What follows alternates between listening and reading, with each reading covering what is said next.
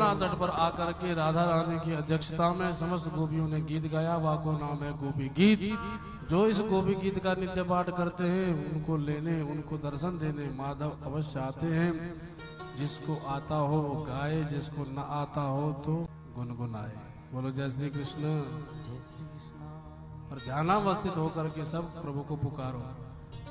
देखो गोपियों के मध्य से भगवान अंतर्धान है कि नहीं। अब भगवान के दर्शन करने के लिए सब गा रही है, तो हमारे बीच में से भी तो माधव अंतर्धान है। जन्म बीत रहा है पर क्या दर्शन हुए ठाकुर जी के। तो एक बार ठाकुर जी को आप भी हृदय से पुकारो। और गोपी गीत ऐसा ब्रह्मास्त्र है तो कभी निष्फल नहीं होता। प्रत्येक वैष्णव को अपने घर में गोपी गीत का पाठ नित्य करना चाहिए। इससे माधव अवश्य उसको लेने और दर्शन देने आते हैं। आइए मिलकर के सब गोपी भावना से श्री कृष्ण को पुकारें। बोल रास बिहारी भगवान की जयति तेधिकं जन्मना ब्रज श्रयति इंदिरा सरस्वती दयित देशदा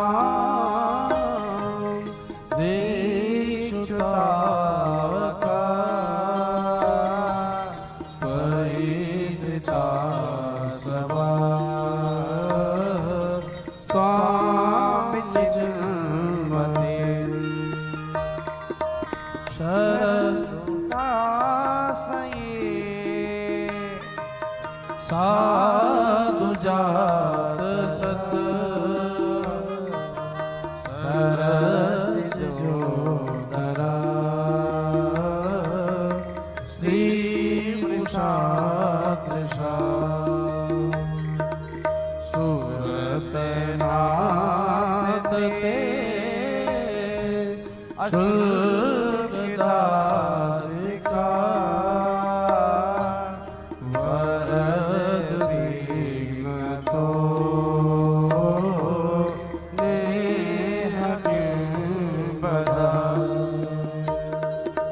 विष जलाप्ययात् व्याल राक्षसा वरसे मारुता वैद्युतानना वृषभयात्मजा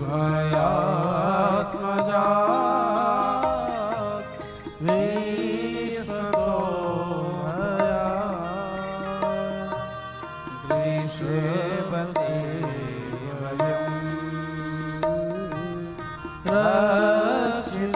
रक्षितामः न खलु गोपिका नन्दनो भवान् अखिल देवा अंतरा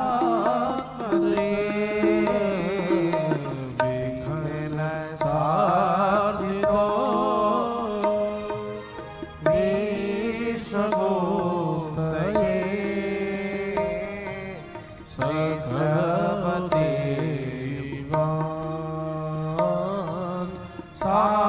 सात्वतां कुले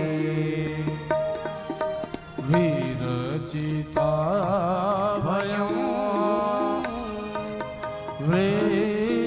वृष्णिधुल्यते चरणमीयुषां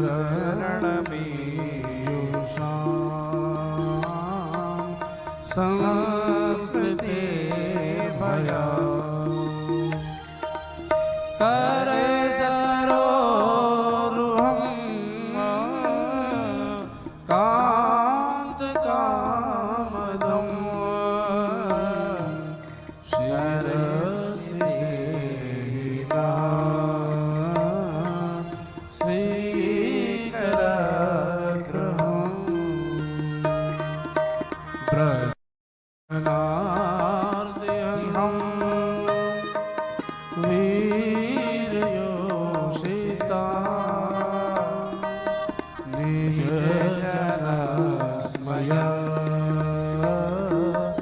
भंसनस्मिता भज सखे भव किंकरीष्मनो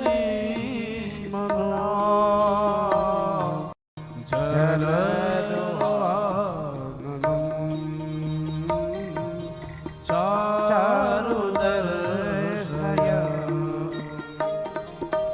प्रणत देहिनां पापकर्षण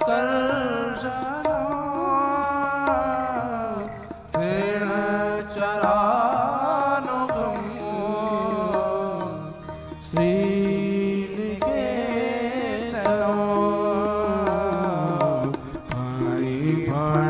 फणिफणार्विदं ते पदाम्बुजं रेणुकुचे सुना कृन्दिरेक्षयं रेणुकुचे सुना कृन्दिरेक्षयं।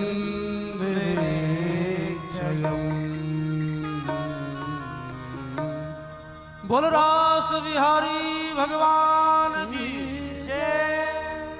ये है विरह गीत। हम भी विरह रूपी अग्नि में जल करके ही माधव को प्राप्त कर सकते हैं। वैष्णव भक्त भगवान से न भगवान का धाम मांगते हैं न पद मांगते हैं, तो भगवान का विरह। कारण प्रेम में मिलने का सुख तो होता है, पर जब मिल ही जाते हैं तो फिर वो सुख गायब हो जाता है। भक्त कहते हैं प्रभु हम आपके विरह में तड़पते रहे, आपको याद करते रहे, निरंतर आपका सानिध्य मिलता रहे। गोपियों ने गाया प्रभु बैकुंठ की महिमा शास्त्रों में बहुत बढ़ चढ़ करके थी, पर जयति तेधिकम जन्म नाम ब्रजा। जब से आपका जन्म ब्रजमंडल में हुआ तो लोग बैकुंठ को छोड़ करके वृंदावन के दीवाने हो गए। लोग भाग भाग करके ब्रज की ओर आ रहे हैं। आप हमें छोड़कर चले गए, क्या आप हमारी स्थिति नहीं जानते? क्या किसी को कटारी घूंप देने से ही उसकी मृत्यु होती है? क्या किसी का गला काट देने से ही उसका वध माना जाता है? अरे तुमने भी तो अपनी नैन कटारी से हमको घायल कर दिया, और आज जब हम बिल्कुल कुछ कर नहीं पा रहे हैं, किसी कर्म करने योग्य रही नहीं, ऐसी अवस्था में आप हमको छोड़ कर चले गए। कितने दुराचारी हो। और अगर जाना ही था, अपने विरह ताप में भस्म करना ही था, तो फिर बचाया क्यों? विष जलाप्ययाद। कालिया नाग ने यमुना हृदय में जब जल को दूषित कर दिया, तो फिर बचाया क्यों? अरे रहने देते उसे, कभी ना कभी हम मर ही जाते। जब आज ही मारना था, जब देवराज इंद्र ने कोप करके प्रवर्षण किया, तब काय को बचाया? अरे मर ही जाते हम। कभी दावानल पान करके बचायो, कभी तृणावर्त जैसे राक्षस से बचायो। हर क्षण आपने रक्षा करी, फिर आज क्यों इस मरणासन स्थिति में छोड़ के चले गए?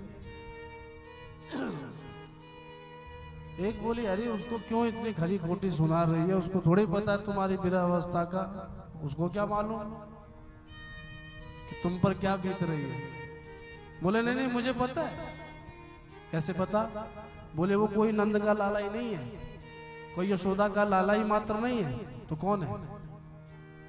बोले न खलु गोपिका नंदनो भवान। तो कौन है? अखिल देहि नाम अंतरात्म दृक्।